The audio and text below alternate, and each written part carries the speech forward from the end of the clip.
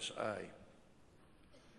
Our University of Queensland is partnering with the Indian Institute of Technology in Mumbai to lead a holistic study of the true return on investments into energy access for remote and rural communities, including eliminating poverty and improving socio-economic conditions. President Macron, we would not be here today without the support of France to get us this far and creating the momentum for future activities. We thank France for its ongoing leadership role in keeping the global spotlight on climate action. We also echo your call to industry and financial institutions to also take responsibility and become agents of change. Prime Minister Modi, we are once again witnessing the power of your personal commitment and leadership at this historic event, where your vision for unlocking the potential of solar energy is coming to fruition. It is reassuring and inspiring to see so many countries uniting under the ISA to create a better world. The ISA has been described as India's gift to the world for combating climate change. And what a gift it is, promising affordable and reliable access to energy, which enables better education, health, gender equity, employment, economic opportunities, and sustainable development for all. Australia is proud to assist you in delivering that gift, particularly to the most deserving of recipients, those communities with little or no energy access. I would also like to thank the leaders and representatives of all countries gathered here today for uniting together in this historical opportunity to change the world in one generation. This is an enormous responsibility. I have confidence we'll be able to deliver for all those depending on us. Thank you. Thank you, Excellency, for your insightful remarks.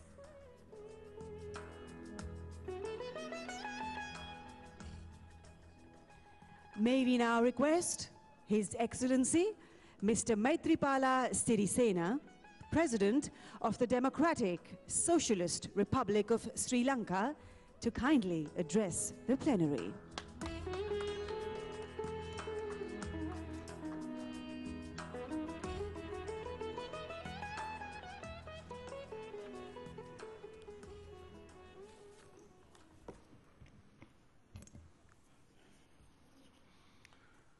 His Excellency Narendra Modi, Prime Minister of India, His Excellency Emmanuel Macron, President of France, Your Excellencies, distinguished guests, ladies and gentlemen.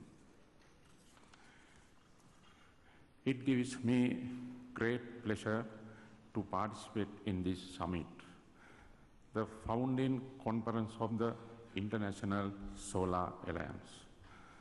The presence of such a large number of government heads and government representatives is a significance of its importance. I thank President Macron and Prime Minister Modi for the invitation and for their leadership to make this initiative a success. The energy crisis is a major problem faced by the people in Sri Lanka as well as by the people living in several developed and developing countries in the world. The world's population growth has caused an increase in the energy demand. Solar energy can alleviate this problem. In Sri Lanka, we have already commenced a program called Surya Bala Sangramaya, that is a battle of solar power. Through this project, we expect to generate 1,000 megawatts of electricity by 2025. We are also in the process of developing 1 megawatt to 10 megawatts capacity solar power system to assist small and medium level industries. I am very grateful to ISA and Prime Minister Modi for extended support for this major solar project in Sri Lanka under this program. This will benefit several homes, schools, hospitals, infrastructure, and government facilities in my country. I am confident that the deliberations that we have set out today will navigate our joint effort towards practical cooperation, and that the rest of the global community will join forces with the alliance. In conclusion, let me assure Sri Lanka's a strong commitment to support this alliance, and I am confident that this meeting will showcase the power of the countries in this alliance to bring about solutions to create a greener, cleaner, and healthy environment for people of this world. Thank you. Thank you, Excellency, for your invaluable remarks.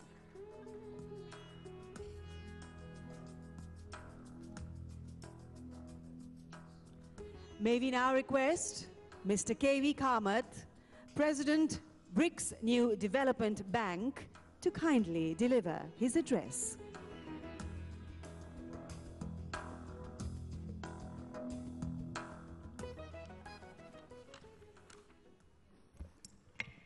Your Excellency, the Prime Minister of the Republic of India, Shri Narendra Modi, Your Excellency, President of the French Republic, Mr. Emmanuel Macron, Excellencies, distinguished guests, it is indeed a pleasure to be here at this formal inauguration of the International Solar Alliance.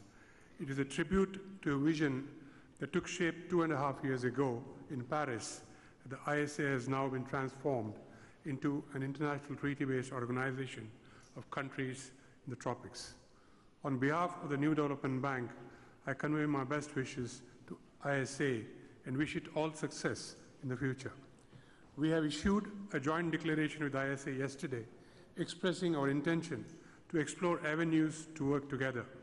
NDB looks forward to partnering with ISA in its efforts to address energy needs and energy security issues of its member countries through massive deployment of solar energy at affordable cost. The importance of renewable energy in general and solar energy in particular to the future of a low-carbon world cannot be overstated. For many countries represented in this room, the adverse impacts of climate change are already a reality. If we are to leave a livable world for future generations, it is our responsibility to take immediate action to shift from an unsustainable, high-carbon, fossil fuel-intensive development path to a sustainable, low-carbon, renewable energy-intensive development path. The ISA is a major step in this direction with its focus on scaling up solar energy applications. NDB's operations also emphasize renewable energy. At the launch of the NDB in Ufa in Russia in July of 2015, the Honorable Prime Minister, Mr. Modi, asked the NDB to focus on renewable energy and sustainable developments in its operations. In our first year, almost all the projects that we did were in the field of renewable energy. Our strategy for the next 5 years calls for at least 2/3 of our lending to be in sustainable infrastructure, and therefore we expect that we will continue to support renewable energy and solar energy operations wherever as the opportunities arise. NDB is well aware that solar energy is now a mainstream energy force, competitive, sustainable, and green. We stand ready to work with our member countries and ISA, other development partners, to support the scaling up of solar energy through appropriate interventions in knowledge and finance. I wish the ISA great success. Thank you. Thank you, esteemed dignitary.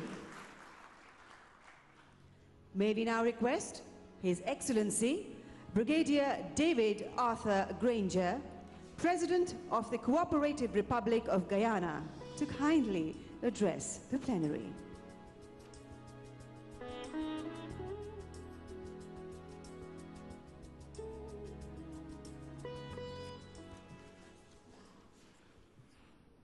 Your Excellency, Mr. Narendra Modi, Prime Minister of the Republic of India, Your Excellency Emmanuel Macron, President of the French Republic, fellow heads of state and government, high government officials, special invitees, delegates.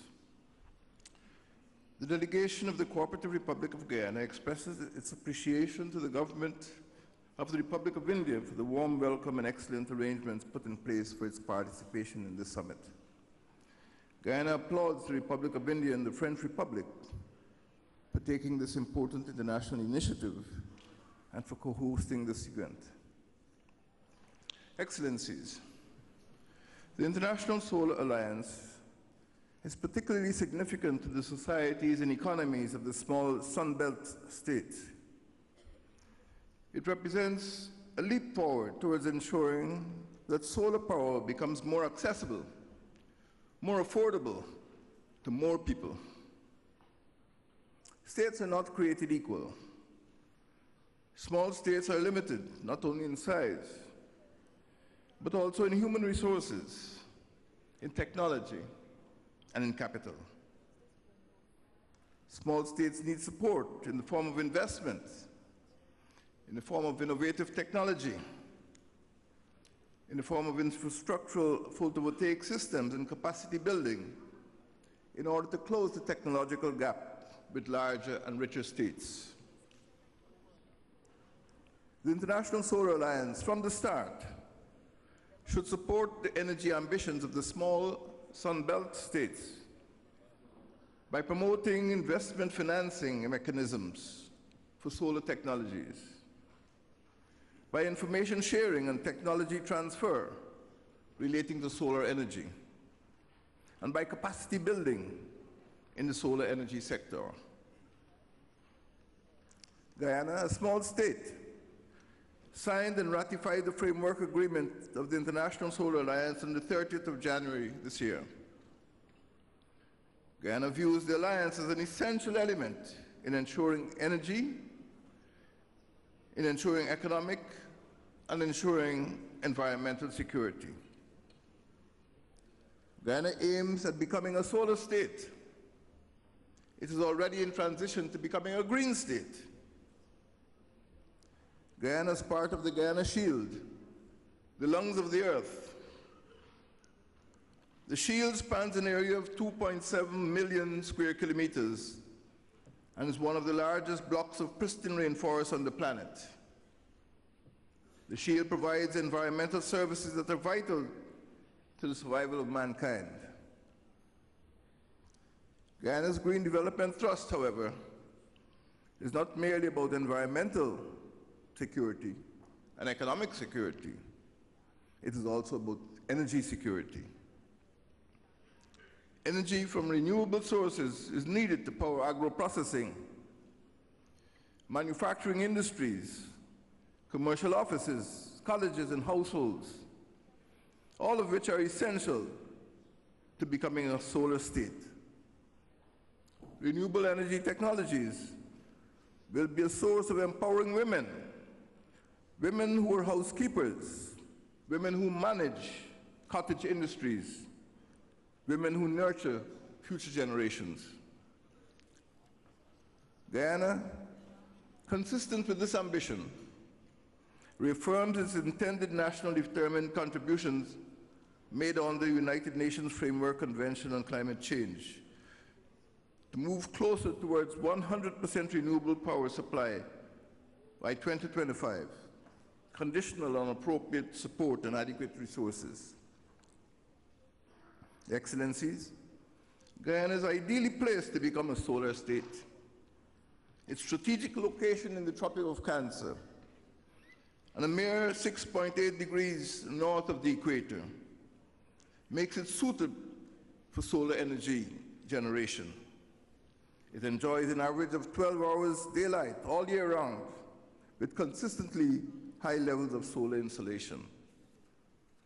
Guyana's low population density of a mere 3.5 persons per square kilometer, and the fact that many of its hinterland communities are small and isolated, makes solar energy a necessary response to the challenges of its demography and geography. Solar energy, by reducing the negative effects of the use of fossil fuels, will ensure improved air and water quality while mitigating the adverse effects of climate change. Excellencies, Guyana has begun the transition to increase solar power generation and use. Solar farms are being planned and established. Solar-powered street lights are being installed, and government buildings are increasingly being equipped to use solar energy. Incentives are being offered to encourage this transition to solar technologies. Guyana has the physical conditions for increasing generation, but needs technologies to develop capacity in solar energy sector. Much more needs to be done in other fields, such as education, communication, and transportation. Excellencies, the International Solar Alliance should seek to ensure that sun-rich small states, such as most of those attending this summit, have access to solar technologies. The Alliance should seek also to ensure that small states benefit from investment, benefit from innovative technologies, benefit from infrastructure in photovoltaic systems, benefit from information sharing, and benefit from the dissemination of scientific and technological data. I thank you. Thank you, Excellency, for your invaluable remarks.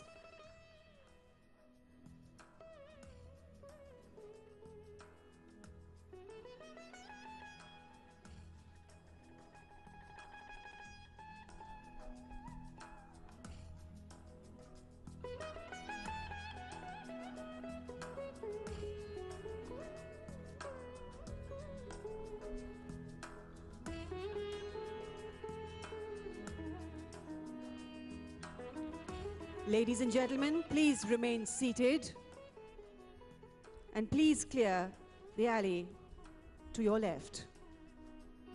Please remain seated, ladies and gentlemen.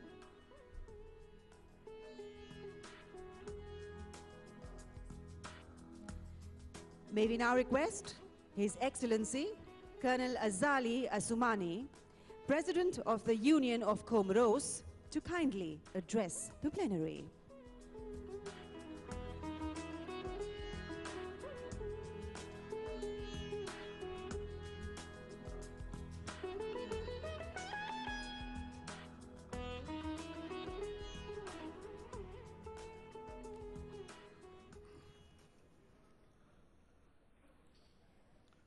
Excellences, Monsieur le Premier ministre, Excellences, le Président de la République française, cher ami Emmanuel Macron, Mesdames et Messieurs les chefs de l'État et de gouvernement, Mesdames et Messieurs chefs de délégation, distingués invités, honorable assistance, Mesdames et Messieurs, je voudrais tout d'abord, Excellence, Monsieur le Premier ministre, vous exprimer toute ma gratitude ainsi que celle de ma délégation, et par votre intermédiaire, à votre grand pays et peuple vaillant de l'Inde, éternel et spirituel, pour l'accueil chaleureux et l'hospitalité généreuse dont vous nous gratifiez depuis notre arrivée sur le sol de Mahatma Gandhi, le père de la non-violence, le père de votre grande nation et en un mot, le père de l'Inde moderne.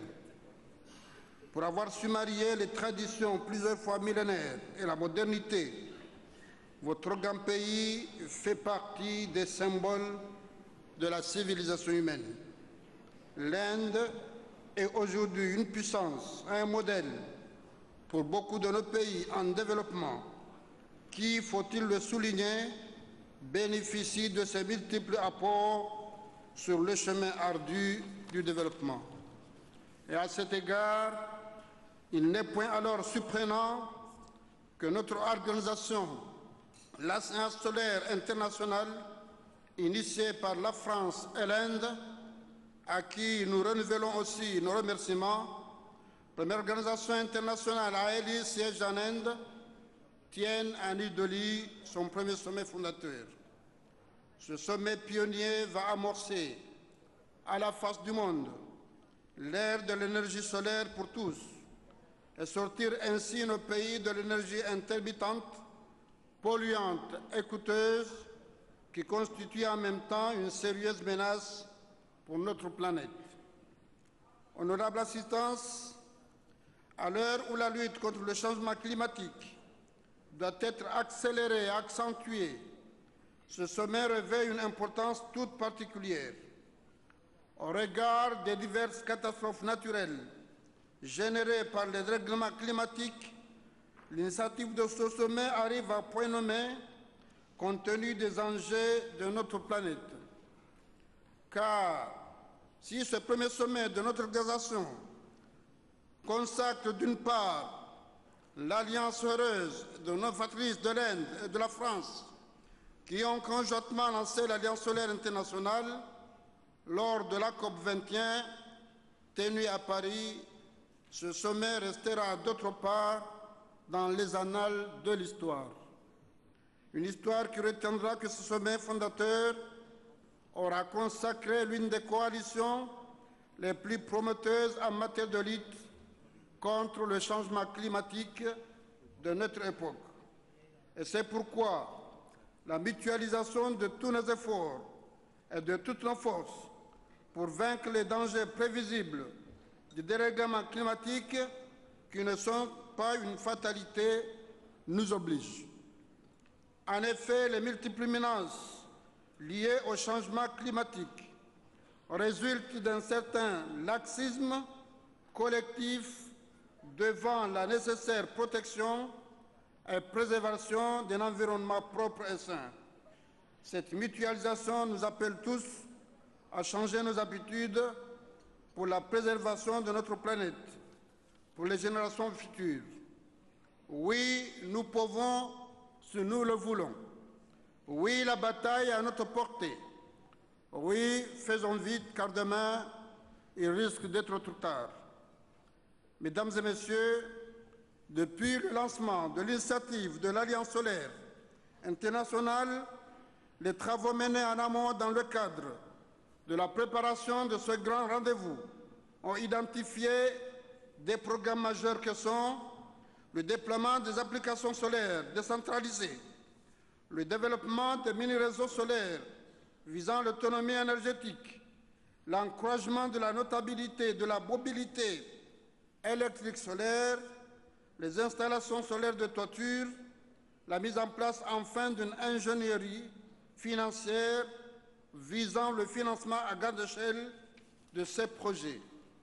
À l'instar des pays insulaires en développement, grands ou petits, appellation qui nous paraît la plus pertinente à la place des petits États insulaires, l'Union des Comores, par sa vulnérabilité géographique et sa nature archipélagique, s'inscrit résolument dans cette dynamique engagée et se retrouve en parfaite symbiose dans ces programmes. Cette démarche cadre bien avec les objectifs de développement durable de l'agenda 2063 de l'Union africaine, auquel mon pays a souscrit dans sa vision de faire des Comores un pays émergent à l'horizon 2030. Or, la mise en œuvre de la réalisation de ces programmes nécessite non seulement des moyens financiers importants, mais surtout des compétences confirmées dans ces domaines pour minimiser les effets néfastes liés aux infrastructures.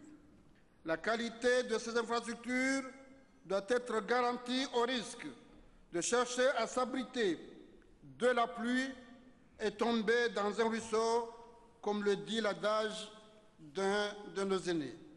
C'est vous dire, Excellences, Mesdames et Messieurs, que mon pays, l'Union des Comores, confronté depuis son indépendance à d'énormes défis dans le domaine de l'énergie, reste mobilisé pour opérer sa transition vers les énergies renouvelables, notamment l'énergie solaire.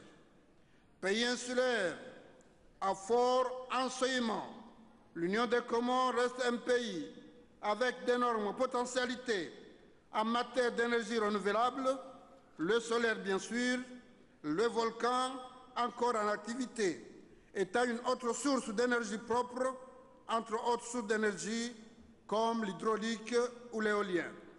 Je lance ainsi un appel à notre organisation en ce jour fondateur pour faire de mon pays la base stratégique de la connaissance et du savoir de l'Alliance solaire internationale dans les îles du sud-ouest de l'océan Indien en particulier, et sa base également pour faire entrer dans la lumière les petits pays insulaires en développement dans cette nouvelle ère qui s'ouvre, l'ère de l'énergie solaire pour tous, le soleil ne connaissant ni race, ni couleur, ni frontières, ni riches, ni pauvres, nous pauvres.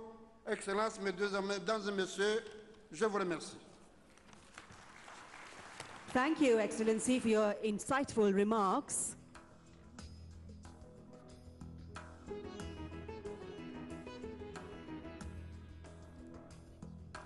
May we now request His Excellency, Mr. Danny Autouin Roland Faux, President of the Republic of Seychelles, to kindly address the plenary.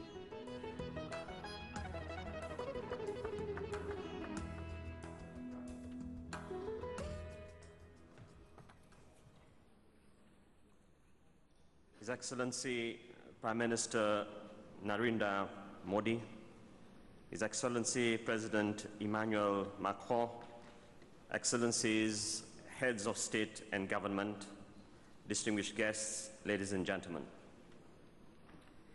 It is a profound honor to be here and to address you on this historic founding conference of the International Solar Alliance. I would like to express my sincere appreciation to the government and people of India for hosting this event and your warm welcome and hospitality. Today, Seychelles pays tribute to both Prime Minister Modi and President Macron for showing exemplary leadership and giving momentum to the International Solar Alliance. Seychelles takes great pride in being a founding member of the International Solar Alliance, which became a legal entity on the 6th of December last year. The International Solar Alliance represents a bold framework for human progress, and it recognizes the importance of affordable, accessible, and secure renewable energy to the prosperity and future of our planet. Seychelles is serious about the transformation of clean and sustainable energy, and this is why we have set the following targets. By the year 2030, we hope to use 25% of renewables in the energy mix of our power generation sector. And by the year 2050, Seychelles will implement a 100% renewable energy strategy. To achieve these targets, Seychelles needs to move away from fossil fuels and embrace renewable energy on a large scale. This is what will allow us to meet our energy needs, lower our carbon emissions, and mitigate the adverse effects of climate change. We are committed to providing sustainable energy to our population at affordable rates and attain the UN SDG goal number 7. What are we doing as a country with our partners? Our Smart Energy in Public Spaces program focuses on investing in energy efficiency in government buildings and street lighting. This program will see the installation of 10,000 LED street lamps across the main islands of Seychelles by the year 2020. Public schools will use solar voltaic panels and other accessories to meet the energy needs. Health centers and old people's home will also benefit from this. Our Smart Energy in Homes and Businesses program has also been launched with the Public Utilities Corporation. We'll tender 2 contracts to companies to build the first solar farms on one of the reclaimed islands of Seychelles. This will be a 5-megawatt PV solar farm financed by the Abu Dhabi Fund and the IRENA. In addition, a contract was awarded to an Indian company in January this year for a 1-megawatt solar photovoltaic democratization farm. This is being financed by a generous grant of $3.4 million from the government of India. Ladies and gentlemen, as a small island developing state, Seychelles has limited land resources, but we remain committed to finding innovative methods of sustainable development for the benefit of our country and our people. The beauty of our environment is indeed our wealth, and of course, it is our future. Today, I wish to reaffirm our full support to the joint communiqué for the founding conference of the International Solar Alliance. I thank you for your attention. Thank you, Excellency, for your insightful remarks. We shall now view a video on solar financing.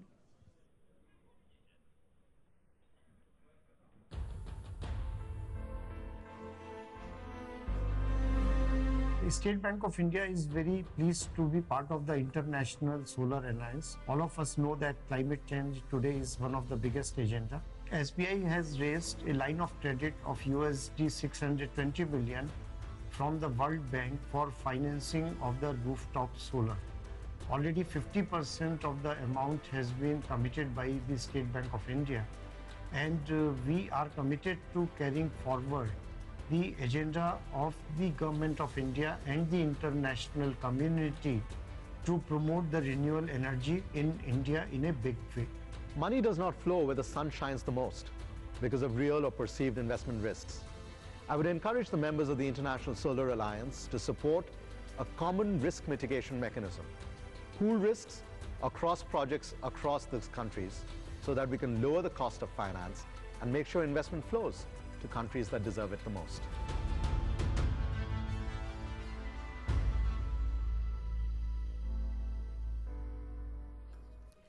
May we now request His Excellency, Mr. Nana Addo Dankwa Akufo-Addo, President of the Republic of Ghana, to kindly address the plenary.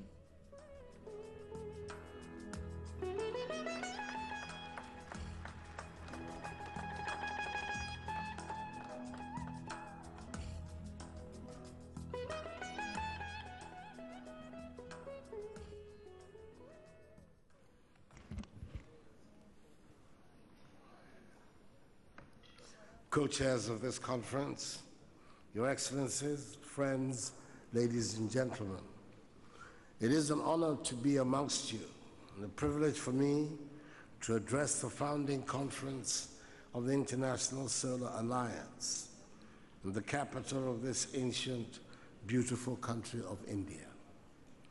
I commend His Excellency Narendra Modi, Prime Minister of India, and His Excellency Emmanuel Macron, President of the French Republic, for the brilliance of this joint initiative, which aims to harness the power of the sun to enable us to reduce our dependency on the use of fossil fuels and thereby address the adverse effects of climate change.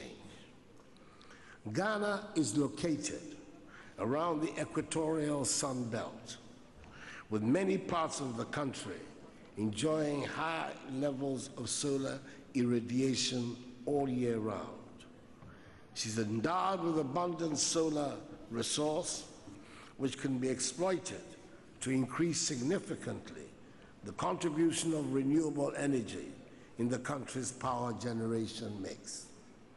It is unfortunate that despite the abundance of sunshine, our energy mix comprises 59% fossil fuels, 40% hydro, and only 1% solar.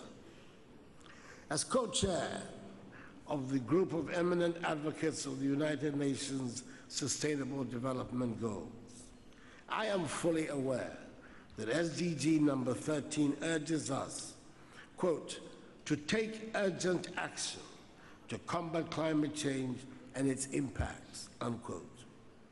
Even though Ghana is not a major emitter of greenhouse gases, we've just demonstrated our commitment under the Paris Agreement to lower unconditionally our greenhouse gas emissions by 15% by 2030.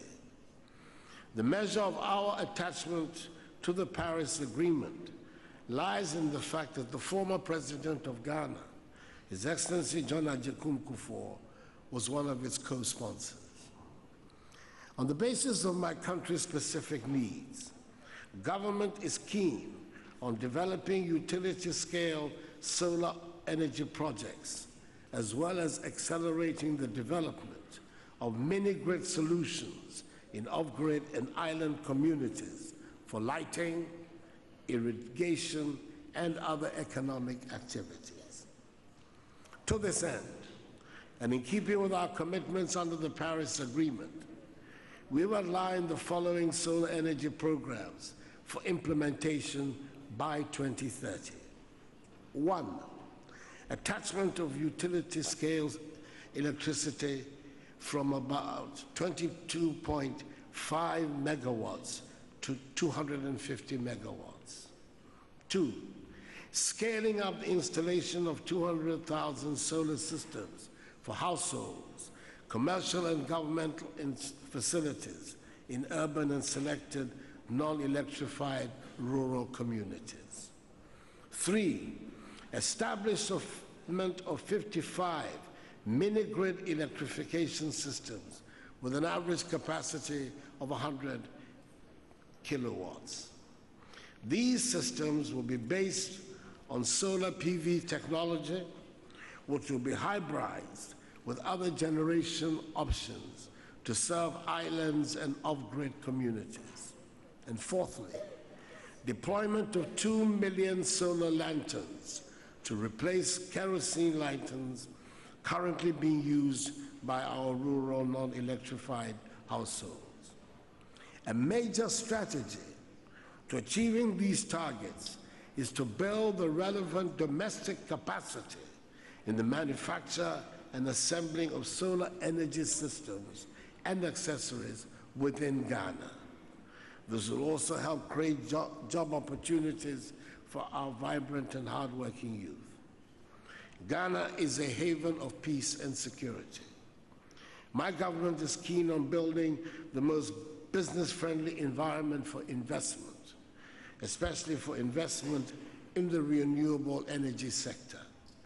Our country is endowed with great potential, where security and the rule of law are upheld, where investments are secure, and by the end of this year, we are projected to be the fastest growing economy in the world. The establishment of this international solar alliance, in our view, is very appropriate in today's circumstances. That is why Ghana did not hesitate in ratifying the framework agreement of this noteworthy alliance. I'm confident that together we can ensure the satisfactory performance of the ISA framework agreement and thereby make the laudable objectives of the International Solar Alliance reality. Shri Narendra Modi, Davanyavid. Excellency Emmanuel Macron, merci beaucoup. Thank you very much. Thank you, Excellency, for your insightful remarks. May we now request His Excellency, Mr. Teodoro Obiang Gema Basogo, President of the Republic of Equatorial Guinea, to kindly address the plenary.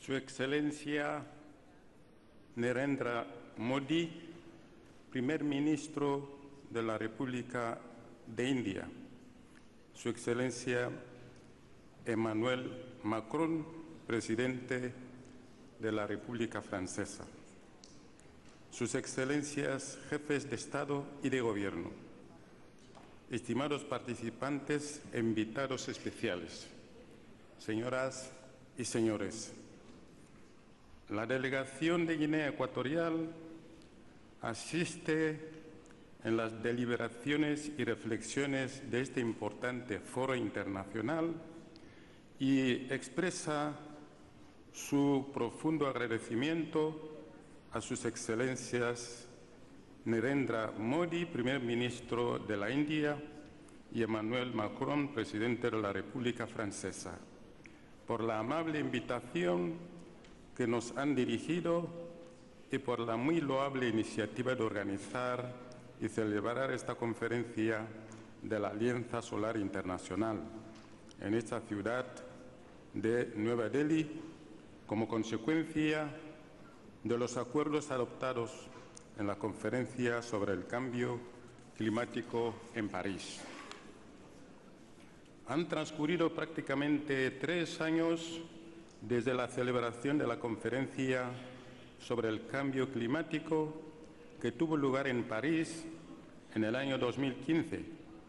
Los desafíos identificados en aquella ocasión todavía se mantienen.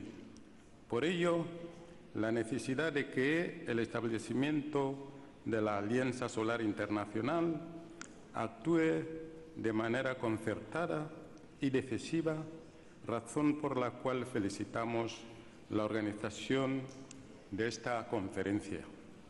Por tanto, queda fuera de cualquier duda de que esta conferencia nos brinda una oportunidad excepcional para abordar importantes cuestiones de interés común en el beneficio de nuestros respectivos pueblos ante la amenaza evidente del cambio climático y sus repercusiones a nivel mundial. En este sentido, la República de Guinea Ecuatorial es plenamente consciente de que, para alcanzar estos objetivos, se hace necesario el fortalecimiento y apoyo de este tipo de iniciativas que priorizan una cooperación de todas las instituciones internacionales, gubernamentales y no gubernamentales, así como la participación ciudadana, a fin de contribuir al logro de los objetivos marcados en la Conferencia de París sobre el cambio climático. Pues resulta evidente que entre las medidas preconizadas para reducir el impacto del cambio climático, el uso de la energía solar es no solo una opción segura y efectiva, sino que constituye al mismo tiempo una alternativa viable, sólida y limpia y un camino seguro hacia un desarrollo sostenible. Sus Excelencias, señoras y señores, en una ocasión como la que aquí nos reúne, debemos ser conscientes del agotamiento progresivo de las fuentes tradicionales de energía por la explotación irresponsable de los recursos del planeta, lo cual conlleva la aparición de fenómenos preocupantes como el aumento de la pobreza, la degradación de los cultivos, el aumento y la progresión del nivel del mar, fundición de los glaciales, el deterioro de las emisiones de dióxido de carbono, los cambiantes regímenes de lluvias y fenómenos meteorológicos extremos que son cada vez más intensos, violentos y frecuentes, lo cual aconseja adoptar medidas necesarias con el fin de desarrollar una estrategia común que proteja a los desfavorecidos. De ahí la importancia, en nuestra opinión, del proyecto de la Alianza Solar Internacional ISA. Sus Excelencias, señoras y señores, Guinea Ecuatorial está convencido de la viabilidad de desarrollar y apostar por la energía solar como una fuente alternativa que será determinante para el futuro de la economía mundial.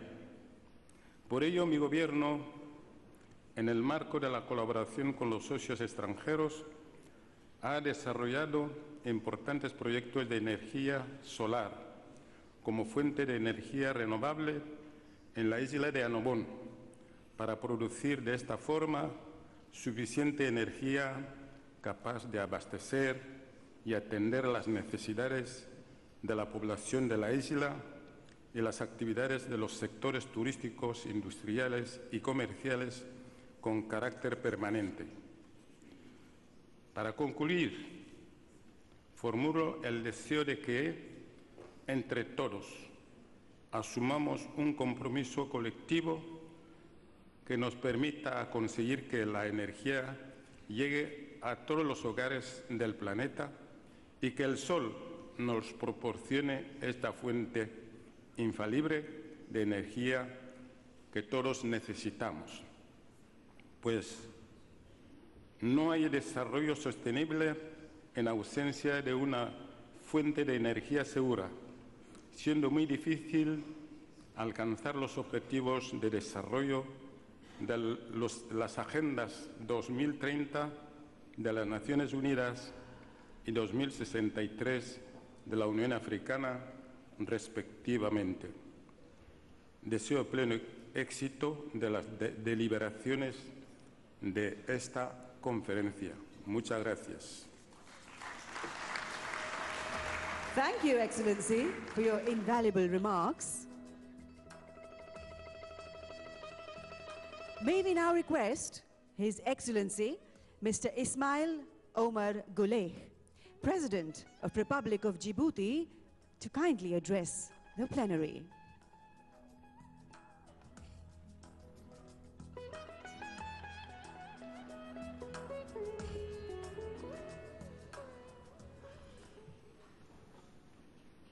بسم الله الرحمن الرحيم. Mr. Prime Minister, Chairperson of the conference, Mr. Emmanuel Macron, President of France, ladies and gentlemen, dear friends, first of all, I would like to thank His Excellency Mr. Narendra Modi, Prime Minister of India, for the quality and the warm welcome since we landed in this beautiful capital of Delhi. I would like also to thank His Excellency Mr. Emmanuel Macron, President of the French Republic, for co-hosting this highly important summit for the future energy of our countries. Since the creation of the International Solar Alliance in November 2015 in Paris, the institution has set itself the ambitious goal of tackling global climate change by allowing the exploitation of solar potential and by making it the most affordable source of energy for people living in countries such as mine, who have been impacted by climate change, but also have the fortune of being able to contribute to this new alliance of sunshine countries with high solar potential. Although very ambitious in our energy policies, we in Africa are characterized by a low rate of access to electricity. Today, nearly 600 million Africans do not have access to electricity. This is the result of the low investment capacity available in our countries, but also the high cost of technologies that should make it possible to develop sustainable access to basic energy services. We are particularly happy that the International Solar Alliance will address the lack of technical and financial capacity facing high solar potential countries to properly harness this source of energy. Ladies and gentlemen, the Republic of Djibouti, despite its considerable renewable energy potential, continues to face a large production of electricity from thermal sources, which is subjected to the vagaries of the world oil prices. This situation is no longer tolerable. The country's new Vision 2035, which revolves around an emerging Djibouti, provides for a strengthening of energy infrastructure. The implementation of this framework assumes the development, diversification, and better deployment of this green electricity throughout Djibouti. This transition will rely primarily on geothermal and wind and solar sources, as well as the interconnection with neighboring Ethiopia, which is based on hydropower. In addition to a major quantitative issue, the new energy mix proposed by the national strategy will have to meet the criteria of quality, reliability, and cost.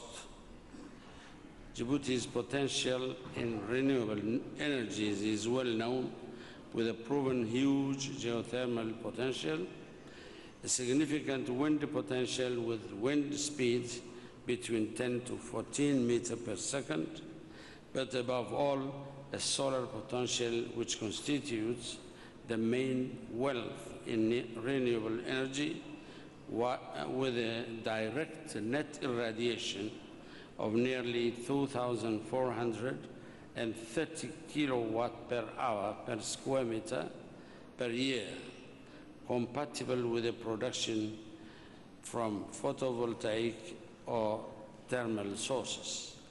The Republic of Djibouti will therefore focus first and foremost on exploiting its solar potential to meet its energy needs and strengthen its production capacity. This current capacity of nearly hundreds of megawatts will have to increase to more than 1,000 megawatts by 2030.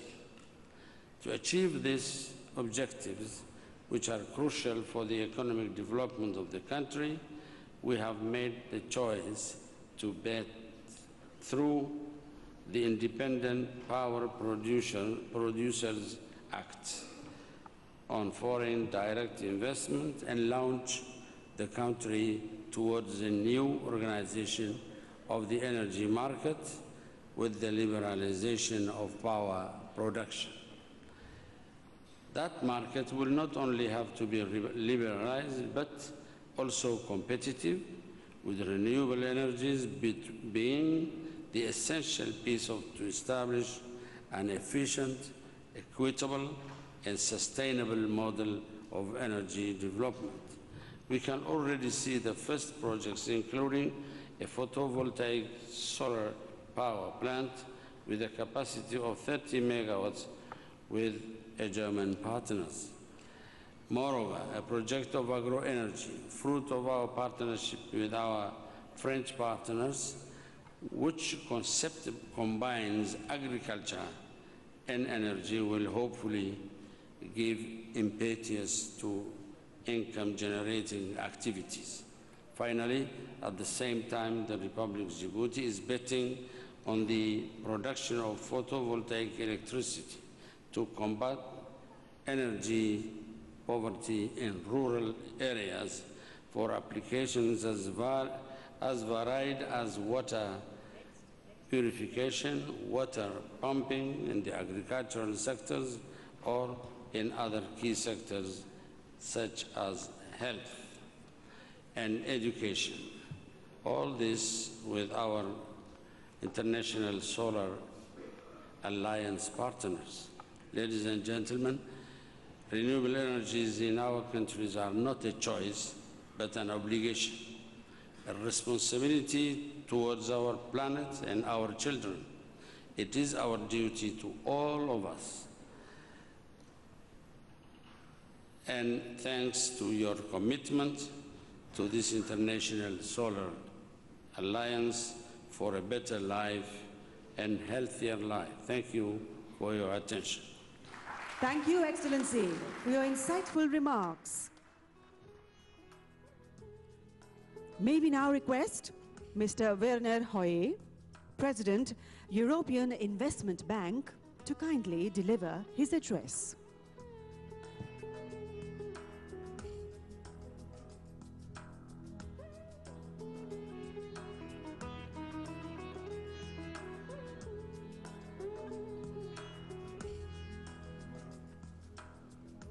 Presidents, Prime Ministers, Ministers, Excellencies, ladies and gentlemen.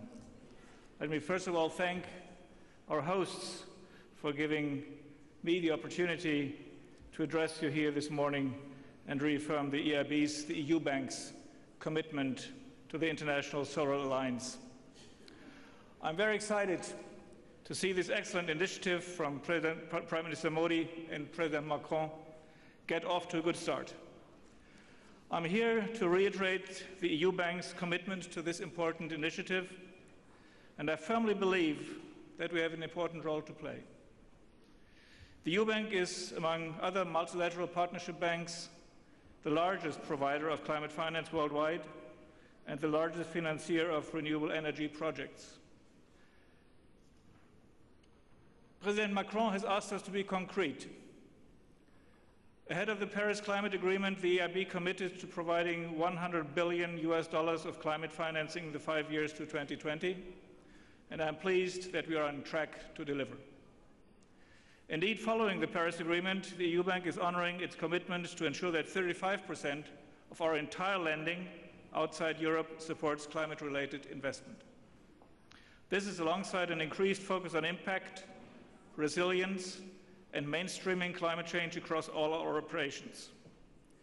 We are firmly committed to solar projects, providing almost $6.5 billion globally since 2002, and I'm happy to say that closer cooperation between the International Solar Alliance and our bank is already mobilizing international climate finance and improving the exchange of technical expertise, which is one of the key to success.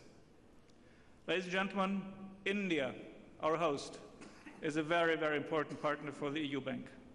Yesterday, I signed a contract for 150 million euro of new EIB financing to support renewable energy investment across the country, including the expansion of solar power generation together with the Indian Renewable Energy Development Agency. In addition to the 200 million we pledged last year, fully disbursed and used already. Whether it is extending the transfer of solar technology and technical advice or financing solar projects, we are dedicated to supporting India's ambitious goals.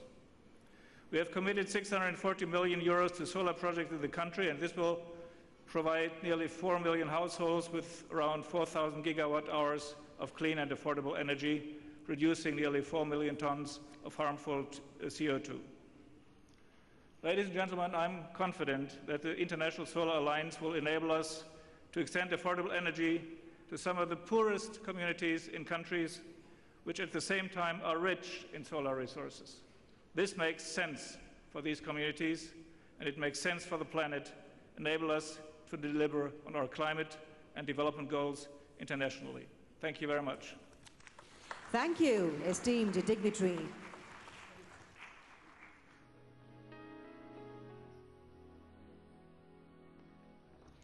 May we now request His Excellency, Mr. Roch Marc Christian Kebore, President of Burkina Faso, to kindly address the plenary.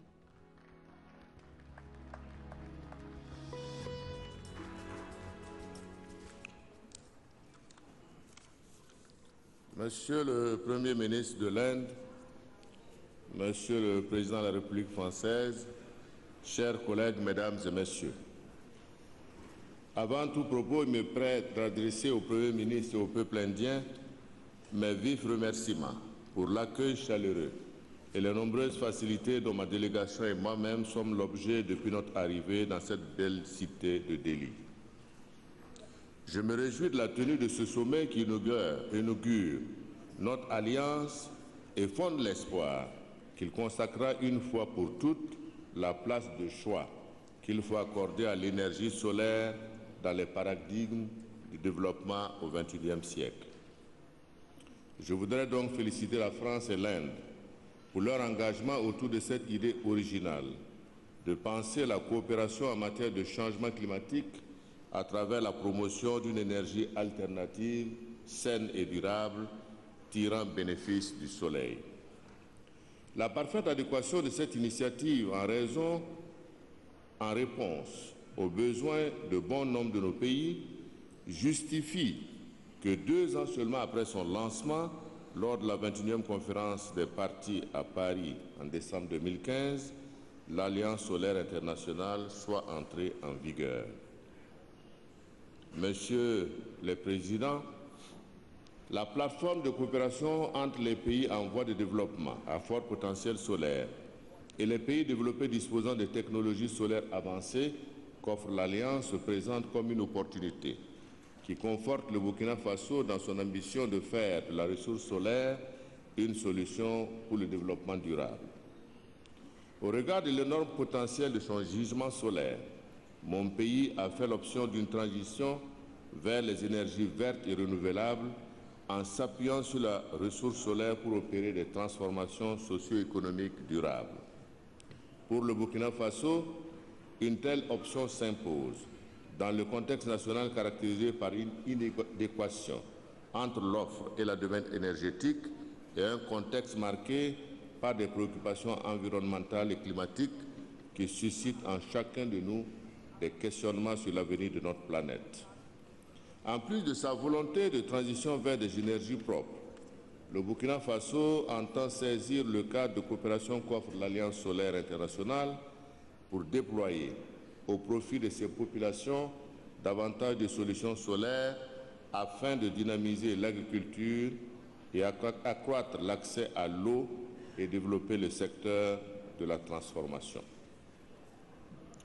Monsieur le Président, distingués invités, Mesdames et Messieurs, dans le cadre du Plan national de développement économique et social, référentiel national de promotion du développement de la période 2016-2020, le gouvernement entend privilégier l'accès des populations aux services énergétiques de qualité et assurer la promotion de l'efficacité énergétique. Cette nouvelle orientation vise à prendre l'énergie accessible et disponible à travers le mix énergétique, la promotion de l'efficacité énergétique et le renforcement du parc de production d'énergie conventionnelle. Pour marquer sa ferme volonté de se tourner résolument vers les énergies renouvelables c'est pour marquer sa ferme volonté de se tourner résolument vers les énergies renouvelables que mon gouvernement a signé l'accord cadre de l'Alliance solaire en novembre 2016 lors de la COP22 à Marrakech. Au moment où s'ouvre ce sommet, le Burkina se réjouit de pouvoir porter à votre connaissance qu'il fait partie désormais des États qui l'ont ratifié. D'ores et déjà, le Burkina Faso a vivement manifesté son intérêt pour la mise en œuvre de projets d'éclairage public solaire, d'électrification rurale par système solaire avec mini-réseau off-grid et d'acquisition de systèmes de pompage solaire.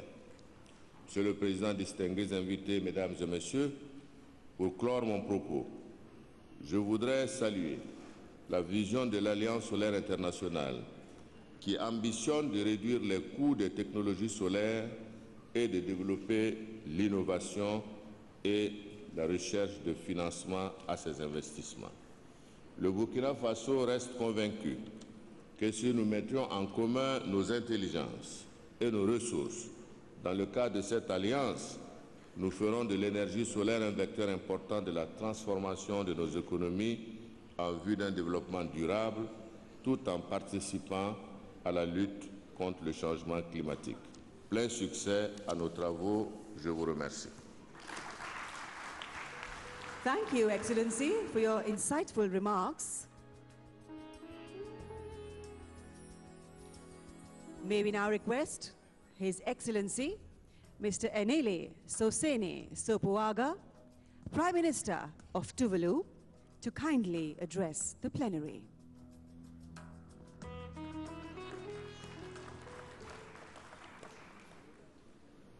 Excellencies, Tuvalu extends its gracious congratulations to the Right Honourable Prime Minister Modi of India and His Excellency President Macron of France and the governments and peoples for co-founding what is really this momentous vessel to address environmental challenges and challenges of sustainable development.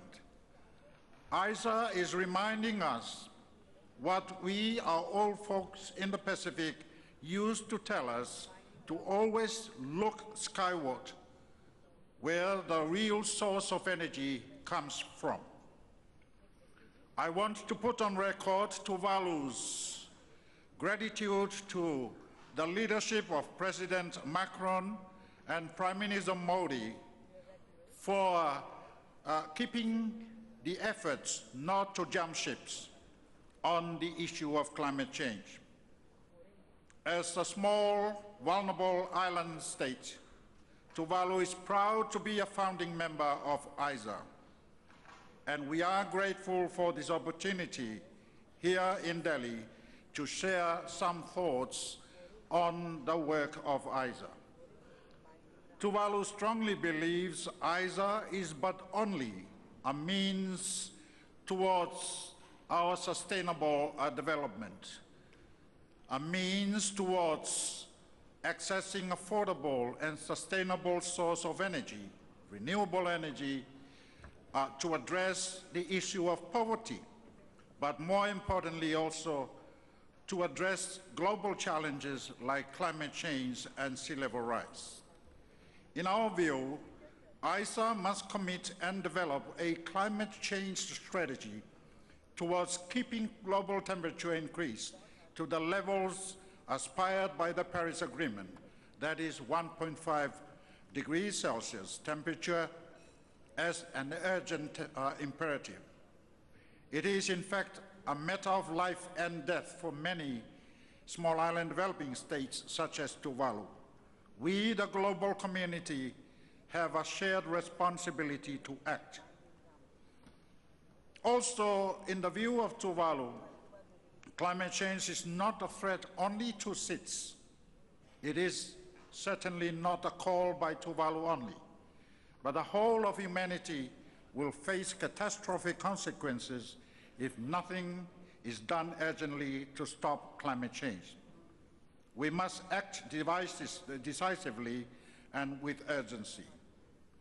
It is also the view of Tuvalu that ISA must take note of the necessity to employ progressive international cooperation and coordination in the delivery of its product, because this is critical.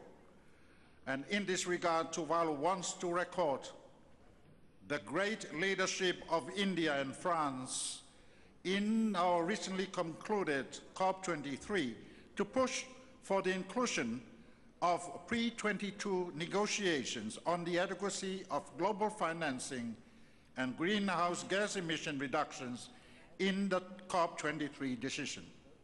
We think this is strong leadership and we cannot lose momentum, and ISA has a role to deliver further on advancing this decision. We seek that ISA continues to work as a team, as a pact and a partnership for progressive actions in negotiating on these issues instead of waiting till 2020, because we need to keep on check actions on implementing NDCs, the reduction of emissions, particularly to keep temperature increase to 1.5 degrees Celsius. We cannot go beyond that because it will spell the demise of island nations like Tuvalu and many small island developing states. Therefore, we should have these negotiations as well to look at the urgency of keeping greenhouse gas emissions, including emissions by the shipping and aviation industries. There has to be international support to address the issue of loss and damage, support to legalize the protection of the rights of people displaced by climate change and sea level rise, and of course the necessity for adequate international financing for concrete adaptation actions on the ground in those who are most badly affected. Tuvalu looks forward to working closely with India and like-minded countries and France to further advance on this COP23 decision. It is also Tuvalu's view that each ISA must provide synergy and leverage on financing, on technological development, on capacity building in other chapters as well, including ARENA, UNFCCC, and of course the global funding agencies such as GCF and GEF. Your Excellencies, in the case of Tuvalu, we have set our targets of shifting to 100% renewable energy by 2020. And we believe with the help of partners, this will be achieved in time. This is in line not only with the Paris Agreement aspirations, but indeed with our National Sustainable Development Tekakeng-Adolu strategy. And therefore, in this context, Tuvalu wishes to explore durable and genuine partnership support to its solar deployment or development in the country in Tuvalu in order for it to achieve its targets. We therefore seek assistance in the area of development, developing appropriate technology on renewable energy, but especially on solar, capacity building as well, including programs like Solar Mama and capacity building on institutions in the country. Excellencies, as called by the Samoa Pathway for SITS, ISA can also be the conduit to finding durable and genuine partnerships on renewable energy for SITS. In this regard, and in particular for this year and next year, Tuvalu seeks partnerships of support from members of ISA as it prepares to host two important regional meetings in the Pacific, including the Polynesian Leaders Group meeting at the end of June this year, and the Pacific Islands Forum leaders in 2019. We seek partnerships in order to implement those regional programs. And Tuvalu will welcome friends here and elsewhere and beyond to come and see our islands. Please do not come altogether. or the island will sink. Tuvalu, Excellency, is fully committed to the noble goals of ISA and therefore looks forward to this vessel as one that will certainly save not only small islands like Tuvalu from climate change, but humanity from climate change. It will save nations like Tuvalu, save the world as well. Faf Tailasi, Tuvalu Modeatua, thank you very much for the opportunity. Thank you, Excellency, for your invaluable remarks.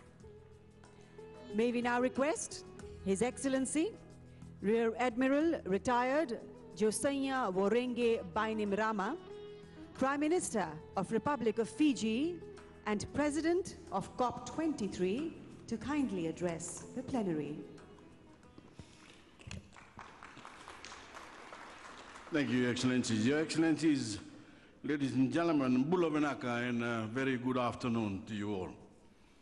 Your Excellencies, we gather in this great nation that celebrates the triumph of light over darkness in the festival of Diwali to focus on how we can better harness the power of the sun to light up the world. And I want to begin by saluting the government of India and the Indian people for the lead you are taking on the development of clean and affordable energy, and for bringing us all together in the spirit of friendship and solidarity to help tackle the greatest challenge humanity has ever faced. At the outset, Excellencies, I want to stress that the threat posed by climate change also presents humanity with one of its greatest opportunities to pool our ingenuity and resources and tackle this challenge head on. Rather than be prophets of doom, let us carry the message to our people as leaders that by working together, we can and will prevail in the climate struggle. I warmly thank the governments of India and France for their emphasis on innovation as the way forward, and for the global leadership they have demonstrated by establishing the International Solar Alliance. As COP23 President, I also acknowledge and thank Prime Minister Modi and President Macron for your personal leadership and the global example you are setting for decisive climate action. Excellencies, we all know that the accelerated development of alternative clean energy sources such as solar, hydro, and wind is the key to meeting the most ambitious target of the Paris Agreement of 2015, and which is to limit the global temperature to 1.5 degrees Celsius above that of the pre-industrial age. That is the priority I have set as President of COP23, and I urge the global community to focus more, much more, on the massive new investment in solar, hydro, and wind needed to make this possible, as well as the emerging technologies such as battery storage that show so much promise of being able to power our homes and economies, and will enable us to reduce our net carbon emissions to zero as soon as possible. Along with that upscaling of investment, we need a concerted effort to make this technology more affordable and spread it across the world. With ISA, you are leading this effort and assisting many developing countries, such as Fiji, to gain that access. And in doing so, you are not only leading the fight against climate change, but improving the living standards of our people. Excellencies, the adoption of these technologies is critical to achieving the maximum ambition and maximum action that I'm continually stressing as COP23 President. At COP24, Fiji will be partnering with Poland to conduct a global engagement called the Talanoa Dialogue, which is designed to increase the collective ambition of our nationally determined contributions, or NDCs. This dialogue, a specific concept of inclusive engagement devoid of finger-pointing, is critical to the success of our overall mission, because our current NDCs are putting us on target for a global temperature increase of 3 degrees, not 1.5 degrees, and they are simply not enough. Excellencies, ladies and gentlemen, solar technology, advances for energy, transport, and industry are a critical part of the clean energy mix we need if we are to have any hope of meeting the 1.5-degree target, which is why the focus we are placing on solar as part of an accelerated response in this deliberation is so important for the future of all 7.5 billion people on Earth. Solar is already an affordable energy option for many, especially those with no existing access to power. In Fiji, we are working with the Leonardo DiCaprio Foundation of the United States on a plan to provide solar energy to communities that currently rely on fossil fuel or cannot be connected with the national grid in the medium to long term. And I salute this great actor and humanitarian for lighting up the lives of others by harnessing the sun. The economic value of solar is improving all the time at utility scale on rooftops, and in conjunction with batteries and electric vehicles, solar power offers a bright, sustainable future for all our people. Solar and storage is increasingly both cheaper and cleaner than diesel generators and more reliable than the grid. It can be deployed more rapidly to those who don't have access to power than by extending the grid. On present trends, it is likely to be the dominant electric power source this century, and it is a vital part of the mix if we are to meet the 1.5-degree target we set ourselves in Paris, and is the signature of Fiji's presidency of COP23. Your Excellencies, I close by restating Fiji's absolute commitment to solar and other clean power to achieve our own NDC of approaching 100% renewable energy in our electricity generation by 2030. I urge the nations of the world to commit fully to our Talanoa dialogue to increase ambition at COP24. I also warmly thank India for partnering with Fiji to spread the benefits of solar power and supporting, with France and many other nations, our presidency of COP23. And I again salute India and France for their inspirational leadership. Thank you. God bless you all. Thank you, Excellency, for your invaluable remarks. We shall now view a video on e-mobility.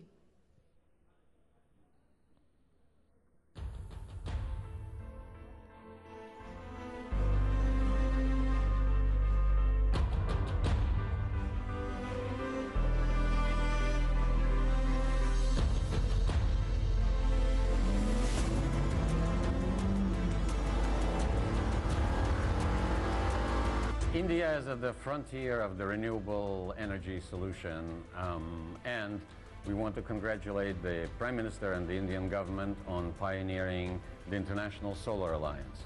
The United Nations believe that the Solar Alliance has a bright future and that it has identified the gap in solar deployment very correctly and in a very opportune time. We believe that in partnership with many countries between the tropics of Cancer and Capricorn, India, France, the United Nations can help the Solar Alliance achieve its ambitious targets in the first years of its existence. Congratulations to everybody for the inauguration of the Solar Alliance, and we wish it great success, and the United Nations stand ready to support the Alliance in its future and its way forward.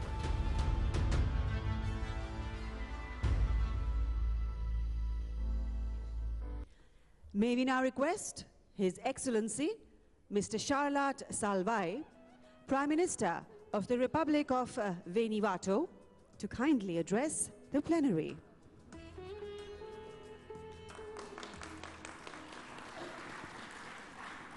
Honorable Sri Narendra Modi, Prime Minister of India, Son Excellence Emmanuel Macron, President de la République Française, heads of governments, Excellencies, distinguished delegates, ladies and gentlemen, I bring to you all warm greetings from the people of the Republic of Vanuatu, whom I'm privileged to represent at this historical conference.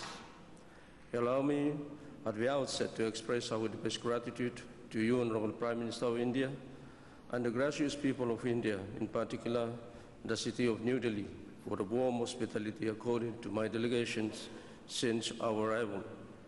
May I also acknowledge the astute leadership of the governments of India and France for their joint initiative for reorganizing this important conference today.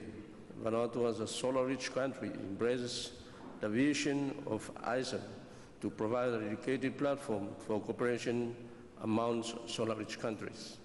I wish to assure you, Mr. Chairman, and all of you here, of Vanuatu's unwavering commitment and full support for the International Solar Alliance. Vanuatu signed the ISA on November 2016 at the margin of the COP22 in Marrakesh and is committed to ratifying the ISA agreement this year, 2008, at our next Parliament session. Ladies and gentlemen, in our region so diverse as ours, our challenges are many and often similar in nature.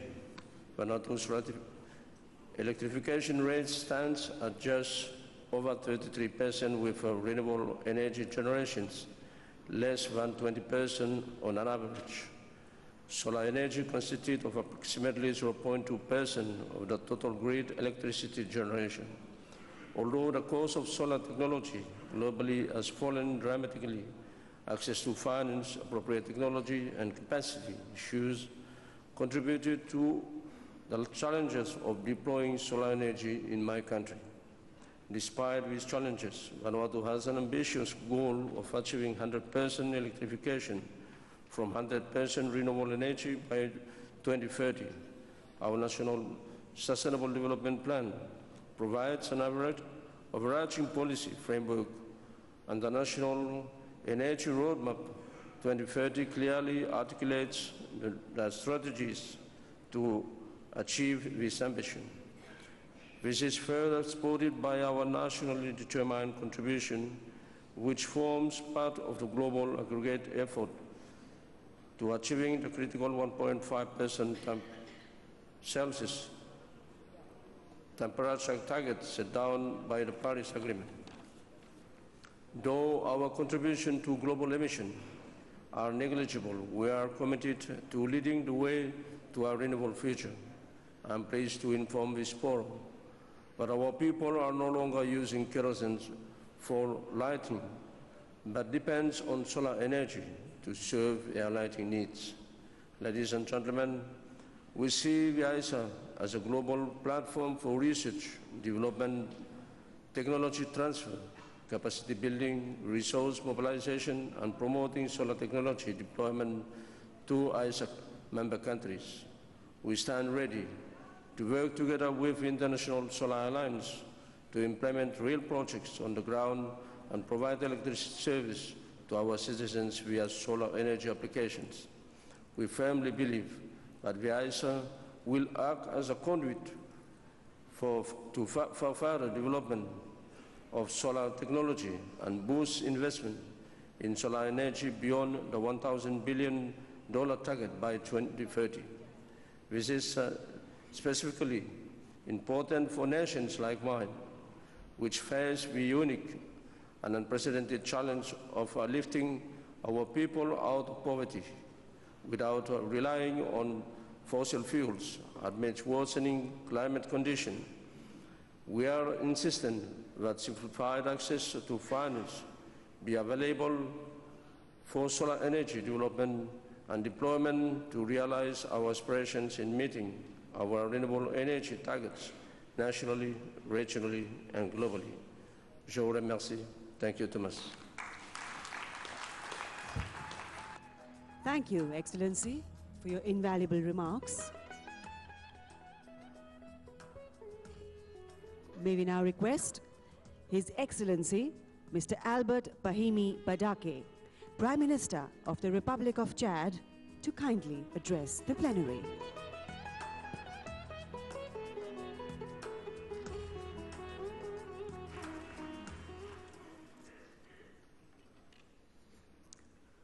Messieurs les chefs d'État et de gouvernement, Mesdames et Messieurs les chefs de délégation, Mesdames et Messieurs, c'est avec beaucoup d'enthousiasme que je prends la parole au nom de la République du Tchad à cette Assemblée de l'Alliance solaire internationale qu'abrite New Delhi, agréable capitale de l'Inde, pays de grande civilisation.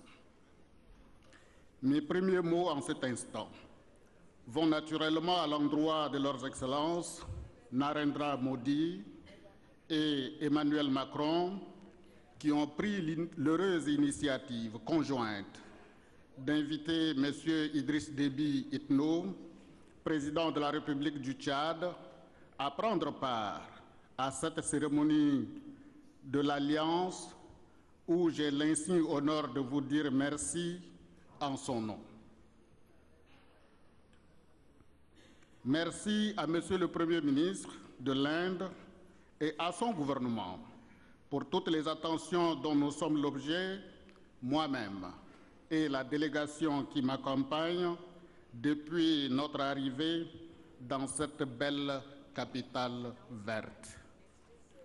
Excellences, Mesdames et Messieurs, mon pays, le Tchad, a adhéré à l'Alliance solaire internationale pour apporter sa modeste contribution à cette dynamique dont l'intérêt n'est plus à démontrer pour les pays comme les nôtres, dont les gouvernements cherchent les voies et moyens d'apporter des réponses adéquates à la demande nationale de fourniture d'énergie à des coûts maîtrisés, supportables, contribuant au bien-être des populations et à la compétitivité de l'économie. Mesdames et Messieurs, faut-il rappeler que mon pays, le Tchad, est parmi les pays les plus ensoleillés de la planète, totalisant un ensoleillement annuel jusqu'à 3750 heures. L'intensité du rayonnement global varie en moyenne de 4,5 à 6,5 kWh par mètre carré et par jour, contrastant malheureusement avec ces énormes potentialités énergétiques naturelles décrites si haut. Plus de 90% de la population tchadienne n'a toujours pas encore accès à l'électricité. Il suffit pourtant de mettre à profit cet avantage naturel qu'offre le soleil pour que mon pays gagne la bataille énergétique par les énergies renouvelables. C'est pourquoi mon pays a mis en place une politique attractive des investisseurs qui souhaitent investir dans ce secteur.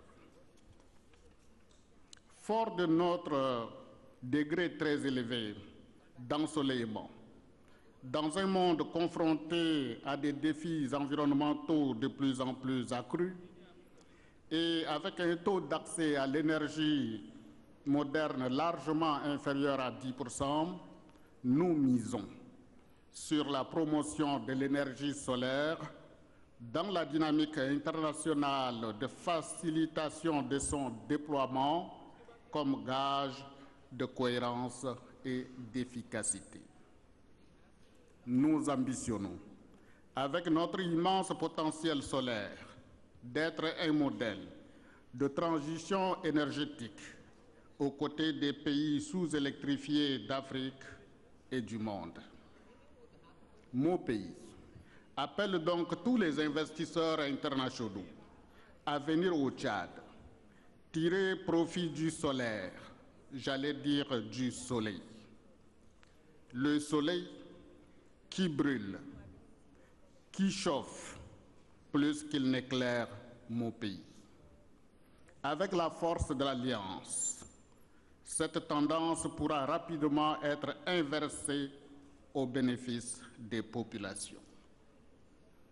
Mesdames et Messieurs, conformément à la vision que les autorités tchadiennes ont pour leur pays à l'horizon 2030 et grâce au progrès technique, notre ambition est que le maximum de nos populations accèdent aux services énergétiques modernes, aux moyens du solaire dont la promotion et le déploiement